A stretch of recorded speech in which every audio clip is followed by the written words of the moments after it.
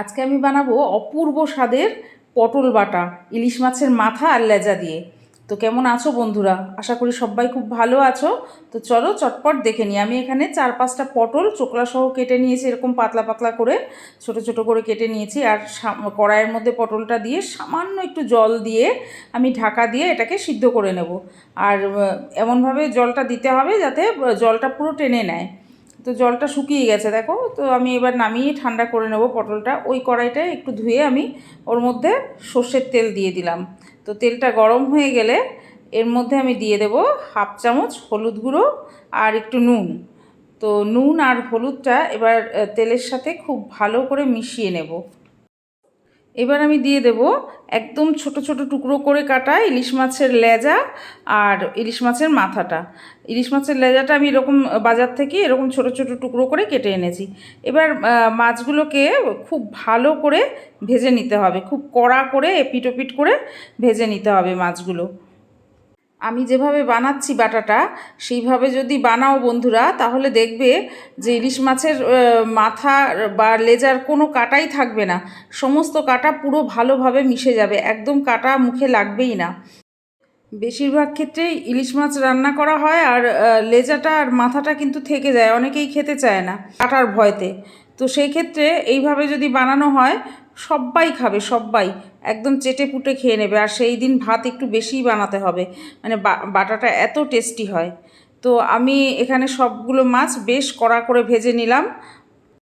তো মাছটা এখানে ভাজা হয়ে গেছে কড়া করে। এবার আমি গ্যাসটা অফ করে দিয়েছি, দিয়ে এবার মাছগুলো উঠিয়ে নিচ্ছি। আর মাছগুলো উঠিয়ে আমি মাছগুলোকে একটু ঠান্ডা করে নেব। তো এবার আমি এখানে একটা মিক্সির জার নিয়ে নিয়েছি। আর মাছের মাছগুলো এখন ঠান্ডাও হয়ে গেছে, এবার হাত দিয়ে ভেঙে দিয়ে দিচ্ছি মিক্সির জারের মধ্যে। তো এই যে লেজার আমি কিন্তু মোটা কাঁটাটা শুধু বাদ দেব, মাঝখানের যে মোটা কাঁটাটা থাকে শক্ত সেটা বাদ দিয়ে দিলাম। আর সবটা আমি নিয়ে নিচ্ছি মিক্সির মধ্যে। আর মাছের যে ছোট ছোট টুকরো ছিল তার থেকেও ওই যে মাঝখানের মোটা কাঁটাটা থাকে সেটাই কিন্তু আমি শুধু বাদ দেব। ব্যাস এটাই বাদ দিয়ে দিচ্ছি, দিয়ে আর সবটা মাছ আমি মিক্সিতে গুঁড়ো করে নেব।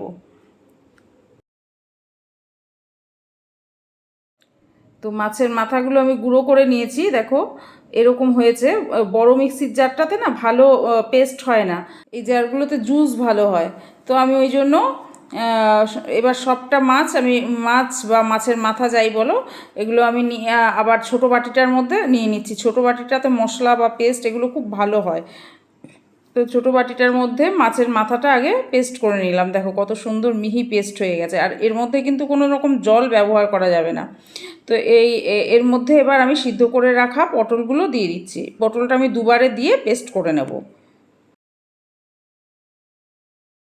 তো দেখো এখানে কত সুন্দর মিহি পেস্ট হয়ে গেছে, দেখো কত সুন্দর হয়েছে পেস্টটা। তো এবার আমি গ্যাস জ্বালিয়ে দিয়েছি। ওই কড়াইটাতে ওই তেলেই আমি দিয়ে দিলাম কালো জিরে ফোড়ন আর শুকনো লঙ্কা ছোট ছোট টুকরো করে কেটে নিয়েছিলাম দুটো, শুকনো লঙ্কাটাও দিয়ে দিয়েছি। আর আমি শুকনো লঙ্কার বীজগুলো ফেলে দিয়েছি। আর দিয়েছি বেশ কয়েকটা কাঁচা লঙ্কা। তো এর মধ্যে আমি একটা বড় সাইজের পেঁয়াজ কুচি দিয়ে দিলাম। পেঁয়াজ লঙ্কা কালো জিরে সব একসাথে বেশ ভালো করে একটু ভেজে নেব। এবার এর মধ্যে দিয়ে দিলাম সামান্য একটু হলুদ।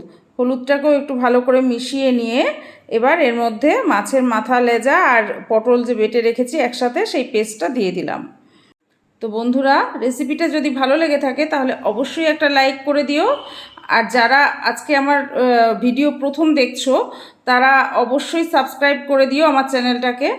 আর পাশে থাকা বেল আইকনটা প্রেস করে দিও, যাতে আমি নতুন কোনো ভিডিও আপলোড করলেই সবার আগে তোমার কাছে নোটিফিকেশান পৌঁছে যায়। তো আমি এখানে স্বাদ অনুযায়ী নুন দিয়ে দিলাম, দিয়ে এবার খুব ভালো করে মিশিয়ে নিয়েছি। আর যেহেতু এখানে মাছের মাথাটাও রান্না করা আছে, পটলও সেদ্ধ করা আছে, তো সেই রকমভাবে সময় আর লাগবে না। গ্যাসের ফ্লেমটাকে হাইতে রেখে কন্টিনিউ নাড়তে হবে। নাড়তে নাড়তে বাটাটা যখন কড়াইয়ের গায়ে আর লেগে যাবে না, কড়াই থেকে ছেড়ে আসবে, তখনই কিন্তু বাটাটা রেডি হয়ে যাবে। এবার আমি বাটাটা নামিয়ে নেব।